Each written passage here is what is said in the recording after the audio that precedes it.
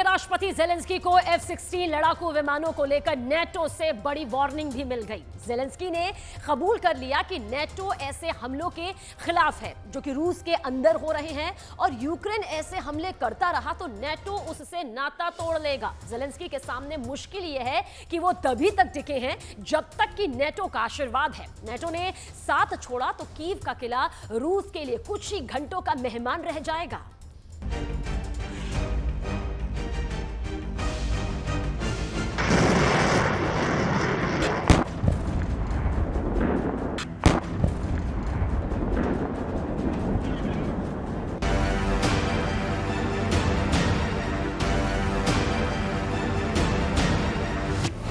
पंद्रह नवंबर 2023।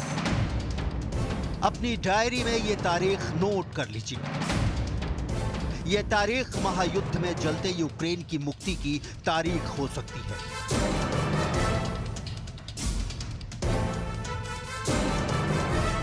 क्या होगा इस दिन?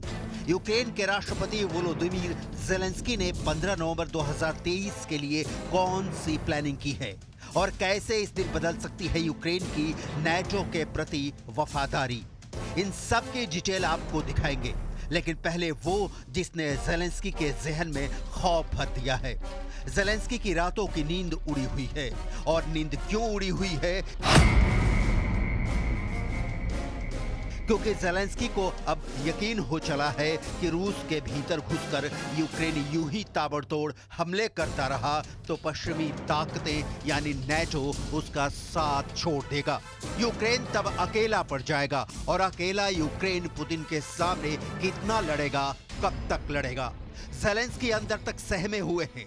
जेलेंस्की की चिंता जेलेंस्की के शब्दों में समझिए। यूक्रेन के सहयोगी रूस में सैन्य कदम का समर्थन नहीं करेंगे। स्थानीय मीडिया को दिए इंटरव्यू में जेलेंस्की ने कहा कि अगर ऐसा होता है तो ये एक बड़ा जोखिम है, क्योंकि हम निश्चित रूप से अकेले रह जाएंगे। अंतर्राष्ट्रीय साझेदार किसी भी जीत, जवाबी कार्रवाई में किसी भी रुकावट, किसी भी रक्षात्मक कार्रवाई और किसी भी कमजोरी का हिस्सा थी।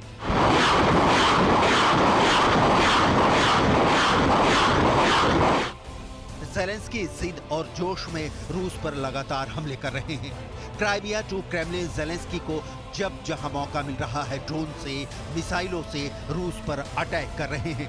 क्राइमिया पर तो एक रात में जेलेंस्की ने 42 ड्रोन हमले किए। ये बात अलग है कि रूस ने दावा किया कि उसने जेलेंस्की के सारे ड्रोन मिट्टी में मिला दिए।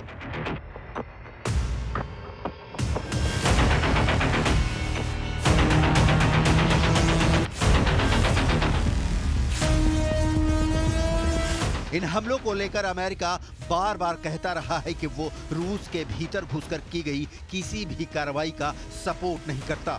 बावजूद इसके जेलेंस्की के ड्रोन रूस में कहर बरपा रहे हैं। रूस बार बार जेलेंस्की को चेता रहा है कि इसका नतीजा बहुत बुरा हो सकता है, लेकिन जेलेंस्की रुक नहीं रहे। ये हमले इतने बढ़ गए हैं कि इनके धमाकों की आवाज अब अमेरिका तक पहुंच रही है। लिहाजा अमेरिका ने फिर स्टैंड क्लियर किया है। लड़ाकू विमान F-16 देने के पहले अमेरिका यूक्रेन को दो टूक बता रहा है। F-16 सिर्फ यूक्रेन की रक्षात्मक कार्रवाई के लिए है। मतलब जेलेंस्की को इसकी छूट नहीं होगी कि वो F-16 को लेकर मॉस्को पर बरस पड़े।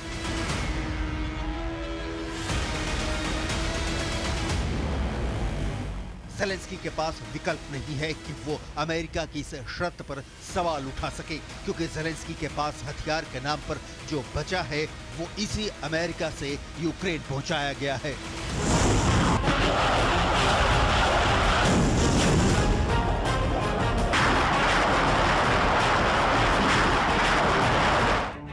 रूस के भीतर घुसकर हमले करने से रोकने के लिए ही F-16 जैसे लड़ाकू विमान अमेरिका यूक्रेन को अब तक देने से टालता रहा।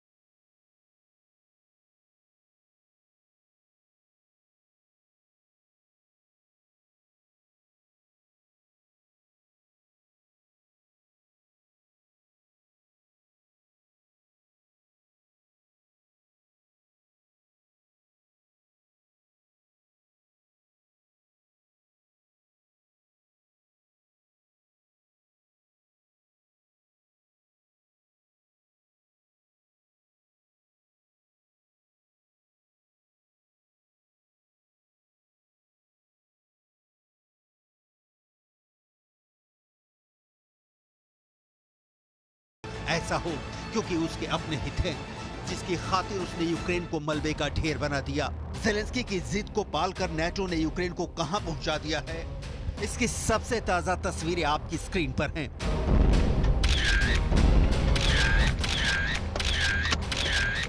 ज़ेलेंस्की तब तक युद्ध में है जब तक नेटो उनके साथ है। ये साथ छूटा और यूक्रेन टूटा। सवाल है फिर क्या यूक्रेन सिर्फ रक्षात्मक कार्रवाई करने वाला देश बनकर रह जाएगा, जिसकी धरती रौंदी जाती रहेगी पुतिन के लिए, नेटो के लिए? ज़ेलेंस्की इसके अलावा कुछ कर भी नहीं सकते। मोहरा बन गए हैं ज़ेलेंस्की नेटो का। काउंटर अटैक ज़ेलेंस्की करे तो नेटो शाबाशी देता है, लेकिन रूस में घुसे तो यही नेटो ज़ेलेंस्की का साथ छोड़ देने की धमकी देता है। ऐसा इसलिए कि नेटो चाहता है कि महायुद्ध जारी रहे और पुतिन युद्ध में फंसे रहें। नेटो चाहता है कि हथियार दें, लेकिन रूस से सीधी लड़ाई मोल नहीं ले। ऐसा इसलिए क्योंकि नेटो ने युद्ध मैदान में डायरेक्ट एंट्री मारी नहीं कि तीसरा विश्व युद्ध भड़कना तय है। पुतिन के पास शक्तिशाली दोस्तों की कमी नहीं जो अमेरिका से दुश्मनी निकालने की मौके की ताक में हैं। अदद एक मौका मिला नहीं कि कम से कम दुनिया के 4 देश अमेरिका पर पुतिन के साथ टूट पड़ेंगे। इन देशों की लिस्ट आपको भी देखनी चाहिए। चीन, उत्तर कोरिया, ईरान, बेलारूस। नेटो रूस की सीमा तक अपने संगठन के विस्तार के लिए तीसरे विश्व युद्ध का खतरा मोल नहीं लेगा। ज़ेलेंस्की के लिए नेटो पुतिन के परमाणु बम गिरा देने की धमकियों को हल्के में नहीं ले सकता। ज़ेलेंस्की के लिए नेटो रूस के तेल और गैस को बलि नहीं चढ़ा सकता। रूस दुश्मन देश है नेटो का, लेकिन उसकी धरती जो तेल गैस उगलती है वो यूरोप भी जाता है और अमेरिका भी पहुंचता है। ज़ेलेंस्की निर्भर हैं, आजाद नहीं। उनके देश यूक्रेन में सिर्फ जख्म और आंसू बच गए हैं।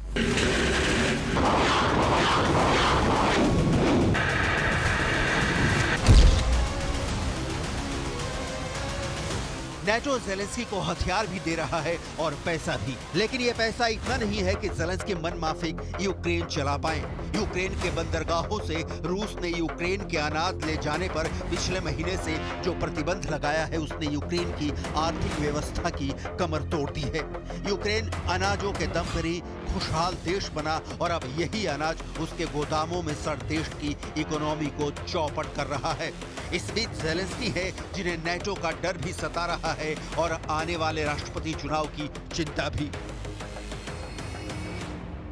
Якщо я сказав йому, ви готові мені дати 5 мільярдів, тому що я не людина, яка займається бруківкою, і не зможу просто забрати з бюджету 5 мільярдів, мені здається, саме така сума потрібна на проведення виборів в звичайний час, а у військовий я не знаю, що це за сума, тому я йому сказав, якщо Сполучені Штати Америки разом з Європою дадуть нам фінансову підтримку, вибачте, я нічого не прошу, проводити вибори в кредит я не буду, забирати гроші від зброї і давати їх на вибори також не буду. І це передбачено законодавством. अगले साल यानी 2024 में यूक्रेन में राष्ट्रपति का चुनाव होना है। ज़ेलेंस्की तैयार हैं, लेकिन शर्त रखी है कि ये तभी संभव है जब पश्चिमी देश आर्थिक मदद करें। ज़ेलेंस्की के इस कथन में यूक्रेन का भविष्य दिखता है, यूक्रेन की राजनीतिक व्यवस्था दिखती है और ज़ेलेंस्की की विदाई की साफ तस्वीर दिखती है। इसे सवालों से समझें। यूक्रेन के राष्ट्रपति चुनाव में पैसा क्यों लगाएगा नेटो? नेटो के लिए कितना जरूरी रह गए हैं ज़ेलेंस्की? जारी युद्ध के बीच क्या यूक्रेन में चुनाव जरूरी है? Є моменти за кордоном. Тут нам потрібно, щоб допомогла в більшості своїй Європі, тому що українець сьогодні в більшості в Європейському Союзі, і там треба відкривати. У нас таких інфраструктурних спроможностей немає. Там треба відкривати відповідні можливості, щоб люди прийшли. 7 мільйонів повинні проголосувати. Для нас потрібен кожен голос. ज़ेलेंस्की के दिन रात नेटो के बंधक हैं। ज़ेलेंस्की उन राष्ट्रपतियों सरीखे दिख रहे हैं जो घर के भीतर विनाश फेर कर समाज के सामने घर कुर्बान कर देने का स्वांग रचता है। ज़ेलेंस्की की जिद का आलम यूक्रेन की तस्वीरें हैं। यूक्रेन का जर्रा जरा तबाह और बर्बाद हो चुका है, कहीं कोई सूरत नजर नहीं आती। इस हाल में यूक्रेन में चुनाव होता है तो पहला सवाल तो यही बनता है कि मतदान होगा कैसे, और बम बारूद के माफिक ज़ेलेंस्की इसके लिए भी नेटो का मुंह ताक रहे हैं। यूक्रेन में इस वक्त मार्शल लॉ लागू है। मार्शल लॉ के तहत चुनाव नहीं कराए जा सकते हैं। 15 नवंबर को समाप्त हो रहे मार्शल लॉ को हर 90 दिनों में बढ़ाया जाता है, लेकिन अब चुनाव के दिन नजदीक आ रहे हैं। ज़ेलेंस्की की चिंता है कि अगर यूक्रेन में चुनाव टला तो नेटो उनकी जगह किसी और को बैठा सकता है। इसीलिए ज़ेलेंस्की चाहते हैं कि चुनाव हो भी और नेटो ही करवाए और उनकी कुर्सी भी बची रहे। अब सवाल है कि यूक्रेन में क्या आज के हालात को देखते हुए चुनाव कराने की सूरत दिखती है? कोई बच्चा भी बता देगा, बिल्कुल नहीं।